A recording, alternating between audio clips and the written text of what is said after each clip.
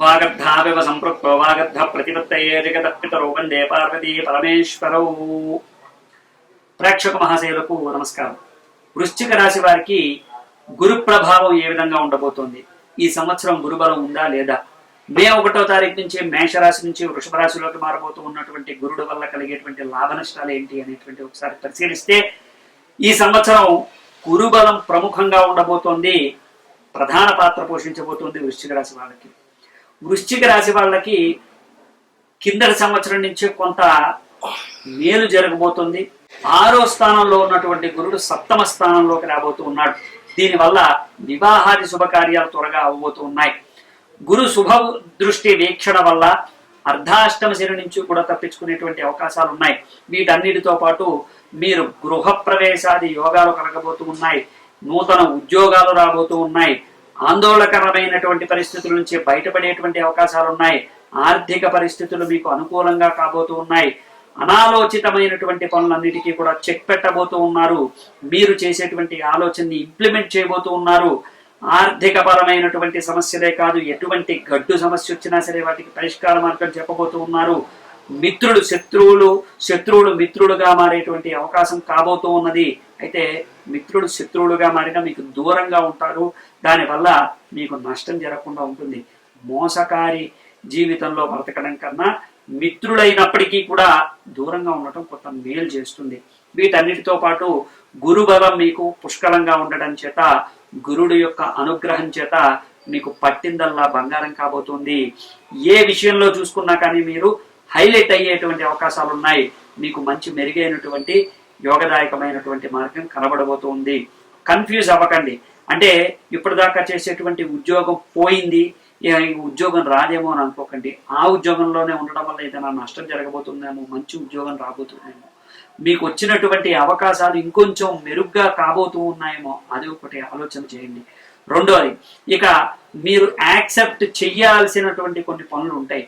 వాటిని మీ కెపాసిటీకి తగ్గట్టుగా కొన్ని పనులు వస్తాయి. ఇప్పటిదాకా ఎవరూ గుర్తించలేదు, ఇప్పుడు స్పెషల్గా గుర్తిస్తున్నారు నన్ను. నేను ఏ విషయంలో మెరుగుపడాలో, ఈ విషయంలో నాకు వచ్చిన ఆపర్చునిటీ కరెక్టో కాదో అనే ఆలోచనలో పడకండి. ఖచ్చితమైనటువంటి యోగాలు రాబోతూ ఉన్నాయి. మీకే వచ్చినటువంటి ఆపర్చునిటీని మీరు ఉపయోగించుకోండి. దాన్ని ఖచ్చితంగా మీరు ఇంప్లిమెంట్ చేయండి. ప్రతి విషయంలోనూ కూడా మీకు యోగదాయకంగా ఉంటుంది. అద్భుతమైనటువంటి ఫలితాలను చూస్తారు. ఖచ్చితమైనటువంటి ఫలితాన్ని తప్పకుండా అనుభవిస్తారు. కాబట్టి అదృష్టాన్ని కలిసి వచ్చినప్పుడు అనుమానించకుండా యోగదాయకంగా మీరు అద్భుతమైనటువంటి యోగాన్ని చవిచూడొచ్చు. అనేక రకాలైనటువంటి కష్టాల నుంచి బయటపడ్డారు. వ్యవసాయ రంగంలోనూ, వృత్తి రంగంలోనూ, వ్యాపార రంగంలోనూ, ఉద్యోగ రంగంలోనూ అందరికీ కూడా మేలు జరగబోతుంది. విదేశీయానం మాత్రం చేయకండి. ఇప్పుడు ప్రస్తుతానికి ఉన్నటువంటి పరిస్థితుల్లో విదేశీయానం చేయకండి. అనారోగ్య పరిస్థితులు ఉంటే బయటపడతారు. కొంత వేచి చూడండి. మీకున్నటువంటి కష్టాలు తీరబోతూ ఉన్నాయి. ప్రముఖంగా మీరు ఆగస్టు నుంచి డిసెంబర్ వరకు కూడా జాగ్రత్తగా ఉండాలి. అప్పులు ఆ సమయంలో చేయకండి. ఏ సమయంలో చేసినా కానీ మీకు అప్పులు కొంత తీరేటువంటి అవకాశాలు కనబడుతూ ఉన్నాయి. మెరుగైనటువంటి జీవితం కోసం మీరు కొంత కష్టపడితేనే దానికి మంచి ఫలితాలు వస్తాయి. ఆ కష్టపడేటువంటి సమయం ఇప్పుడు ఆసన్నమైంది. దాన్ని ఉపయోగించుకోండి. అదృష్టం తప్పకుండా కలిసి వస్తుంది. శుభం భూయాత్. జై శ్రీరామ్. ఓం వాగర్ధావివ సంపృక్తో వాగర్ధ ప్రతిపత్తయే జగతః పితరౌ వందే పార్వతీ పరమేశ్వరౌ. ప్రేక్షక మహాశయులకు నమస్కారం. మనం ఈ సంవత్సరం మే 1వ తారీఖు నుంచి గురుడు మేషరాశిలోంచి వృషభ రాశిలోకి ప్రవేశం జరుగుతుంది. దానివల్ల తులారాశికి కలిగేటువంటి లాభ నష్టాలు ఏ విధంగా ఉన్నాయో తెలుసుకోబోతున్నాం.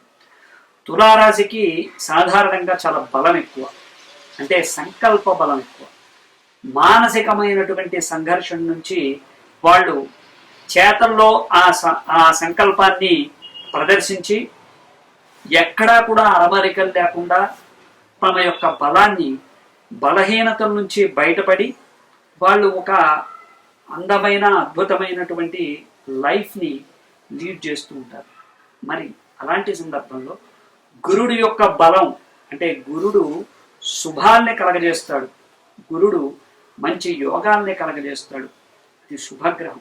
అటువంటి శుభగ్రహం కలిసి రాకపోతే పరిస్థితి ఏంటి అంటే ఎప్పుడూ స్ట్రగుల్ అవ్వడమే జరుగుతూ ఉంటుంది. 8వ స్థానంలోకి గురుడు రావటం వల్ల అనేక రకాలైనటువంటి ఇబ్బందులు, వ్యాపారం చేసేటువంటి వాళ్ళకి ఇన్కమ్ ట్యాక్స్ రైడ్ లాంటివి జరిగే అవకాశాలు ఉన్నాయి.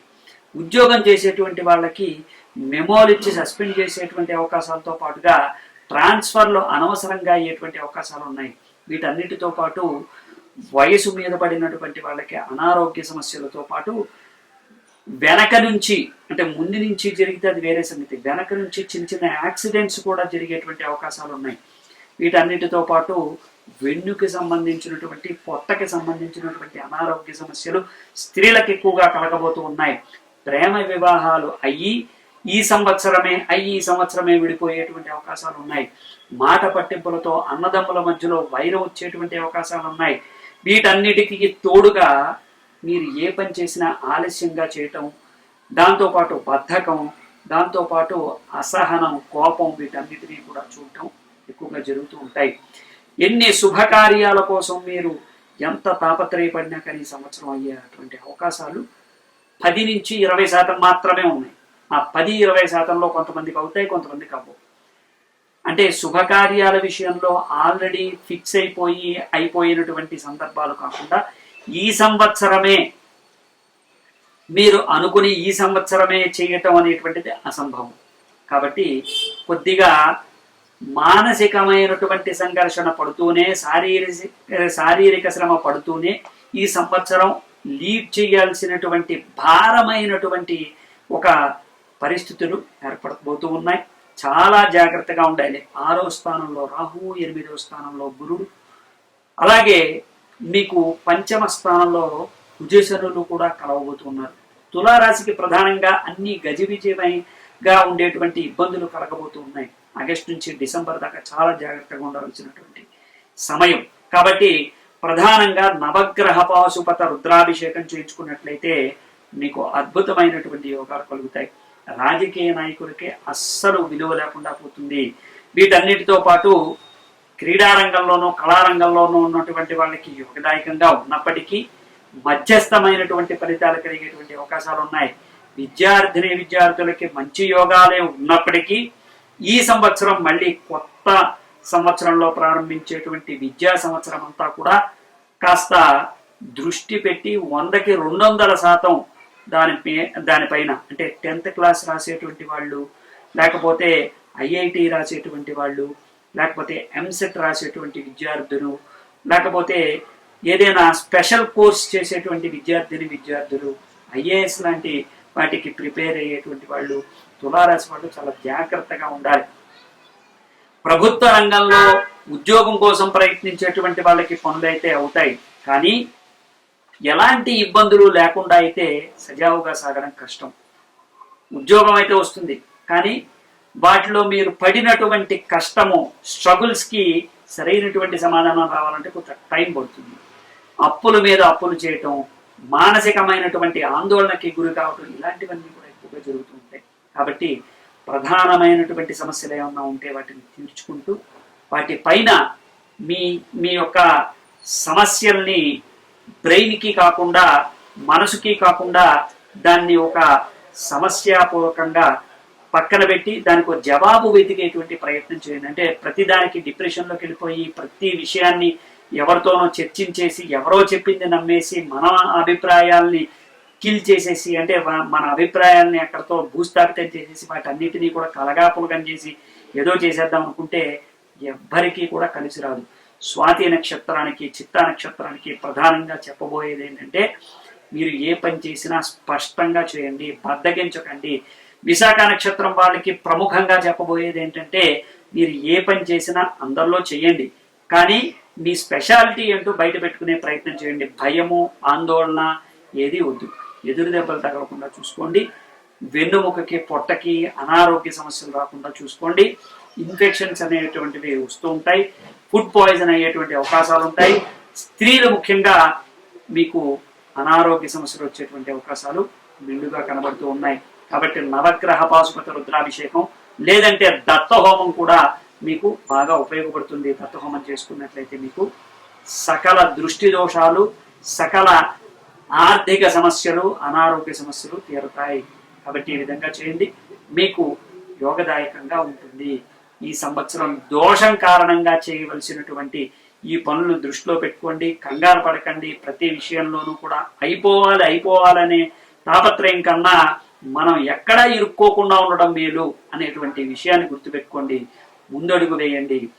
ప్రతి విషయంలోనూ భగవంతుడి యొక్క ఆశీర్వచనం కోసం మీరు చేయవలసినటువంటి రెమెడీలు చేయండి. శుభం భూయాత్. జై శ్రీరామ్.